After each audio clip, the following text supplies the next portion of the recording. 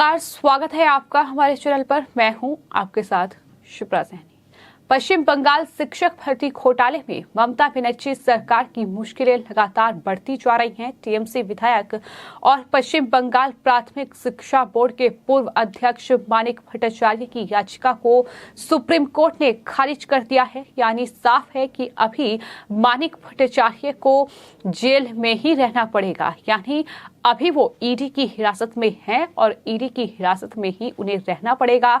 आपको ये बता दें कि टीएमसी के जो विधायक हैं मानिक भट्टाचार्य, उन्होंने सुप्रीम कोर्ट में मनी लॉन्ड्रिंग मामले में ईडी द्वारा गिरफ्तारी को चुनौती देते हुए यह याचिका दायर की थी, जिस पर सुप्रीम कोर्ट ने सुनवाई नहीं की, याचिका को ही खारिज कर दिया और साफ तौर पर यह कहा कि ईडी द्वारा गिरफ्तारी जो उनकी की गई है वो बिल्कुल सही है। दरअसल जिस तरह से पश्चिम बंगाल में ये शिक्षक भर्ती घोटाला सामने आया था, उसमें पार्थ चटर्जी जो कि ममता बनर्जी सरकार में मंत्री थे, उनका नाम सामने आया। सबसे पहले वही गिरफ्तार किए गए। अर्पिता बनर्जी, जिनके घर पर करोड़ों रुपए कैश मिला था और साथ ही तमाम ऐसे सबूत मिले थे जिससे ये साफ हुआ था कि पश्चिम बंगाल में बड़ा एसएससी स्कैम हुआ है, शिक्षक भर्ती घोटाला हुआ है, जहां पैसे लेकर शिक्षकों को नौकरी दी गई है। सिर्फ इतना ही नहीं, जब मानिक भट्टाचार्य की गिरफ्तारी इस पूरे मामले में हुई तो खुलासा ये भी हुआ कि न सिर्फ शिक्षकों की भर्ती में जो घोटाला हुआ है वो है, बल्कि इसके अलावा जो शिक्षकों के ट्रांसफर किए जा रहे हैं वो भी पैसा लेकर ट्रांसफर किए जा रहे हैं। ये भी बड़ा खुलासा इस पूरे मामले में हुआ है। तो सुप्रीम कोर्ट की 2 जजों की खंडपीठ ने गुरुवार को ये फैसला सुनाया है। प्राथमिक भर्ती घोटाला मामले में आरोपी मानिक को ईडी ने आर्थिक गबन के आरोप में गिरफ्तार किया था। गिरफ्तारी के फैसले को चुनौती देते हुए मानिक भट्टाचार्य सुप्रीम कोर्ट में उन्होंने याचिका दायर की और मानिक भट्टाचार्य की अपील को सुप्रीम कोर्ट ने अब खारिज कर दिया है। और जाहिर तौर पर टीएमसी के जो विधायक हैं मानिक भट्टाचार्य, वो 25 अक्टूबर तक ईडी की हिरासत में रहेंगे और उसके बाद भी आने वाले वक्त में कोर्ट फैसला करेगी। कोई बता दें कि ईडी की गिरफ्तारी को चुनौती देते हुए मानिक भट्टाचार्य ने सुप्रीम कोर्ट में याचिका दायर की थी और सुप्रीम कोर्ट ने उन्हें सीबीआई की गिरफ्तारी से जरूर बचाया था। हालांकि ईडी ने उन्हें वित्तीय गबन के आरोप में गिरफ्तार किया है। सुप्रीम कोर्ट के जस्टिस अनिरुद्ध बोस और साथ ही जस्टिस विक्रम नाथ की खंडपीठ ने ये फैसला सुनाया है। उन्होंने कहा कि ईडी द्वारा मानिक को गिरफ्तार करने में कोई भी गलती नहीं हुई है और संयोग से इससे पहले मंगलवार को मानिक के टेट से जुड़े एक और मामले में सुप्रीम कोर्ट में सुनवाई हुई थी और विशेषज्ञों ने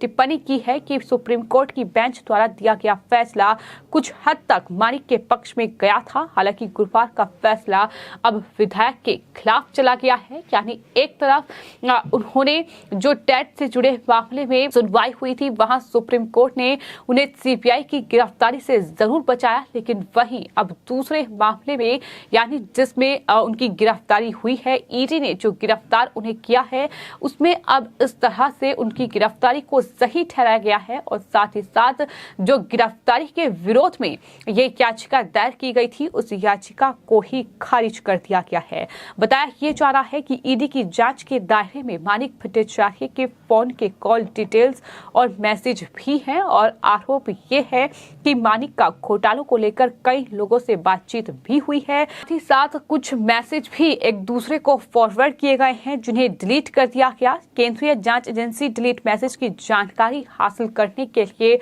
फॉरेंसिक एक्सपर्ट जो हैं उनकी मदद ले रही है। और आपको ये बता दें कि पश्चिम बंगाल में 2014 में प्राथमिक शिक्षक नियुक्ति के लिए टेट का एग्जाम हुआ था और एग्जाम के बाद जो अभ्यर्थी पास हुए थे उनकी जो लिस्ट है वो भी जारी कर दी गई थी, लेकिन बाद में उसे रद्द कर दिया गया। फिर उसके बाद दूसरी लिस्ट जारी की गई और इसके बाद ही आरोप लगने लगे कि दूसरी मेधा सूची में उन लोगों को शामिल किया गया है जिन्होंने रिश्वत देकर नौकरी पाई है। तो ये सीधे तौर पर आरोप है मानिक भट्टाचार्य पर और यही वजह है कि इस पूरे मामले में लगातार उनके लिए मुश्किलें जो हैं वो बढ़ती जा रही हैं। यानी ये जो पूरा घोटाला हुआ है में उस वक्त पश्चिम बंगाल के जो शिक्षा मंत्री रहे हैं पार्थ चटर्जी, जिनके फोन में दरअसल मानिक भट्टाचार्य का नंबर मिला था और जाहिर तौर पर ईडी को शक हुआ था, जिसके बाद ईडी ने जब उनके फोन डिटेल्स को खंगाला तो जाहिर तौर पर मानिक भट्टाचार्य का नाम सामने आया, जिसके बाद मानिक भट्टाचार्य जो कि टीएमसी के विधायक है मौजूदा वक्त में, उनकी गिरफ्तारी हुई। और इससे पहले वो दरअसल पश्चिम बंगाल प्राथमिक शिक्षा बोर्ड के अध्यक्ष थे और इस तरह से ये पूरा घोटाला पश्चिम बंगाल में हुआ है। करोड़ों की जब्ती इस पूरे घोटाले में पहले ही हो चुकी है, लेकिन पार्थ चटर्जी और अर्पिता मुखर्जी की गिरफ्तारी के बाद एक खुलासे हुए, जिसके बाद तृणमूल कांग्रेस के नेता मानिक भट्टाचार्य की गिरफ्तारी हुई और उनकी गिरफ्तारी के बाद से एक के बाद एक तमाम बड़े खुलासे हो रहे हैं। हाल ही में हमने आपको ये जानकारी भी दी थी कि मानिक भट्टाचार्य के पास से ईडी को एक लेटर भी मिला है जो साबित करता है कि नौकरी के बदले में लोगों से रुपये वसूले गए थे। कहा यह भी जा रहा है कि इस पत्र में टीएमसी सुप्रीमो और राज्य की मुख्यमंत्री ममता बनर्जी का भी जिक्र है।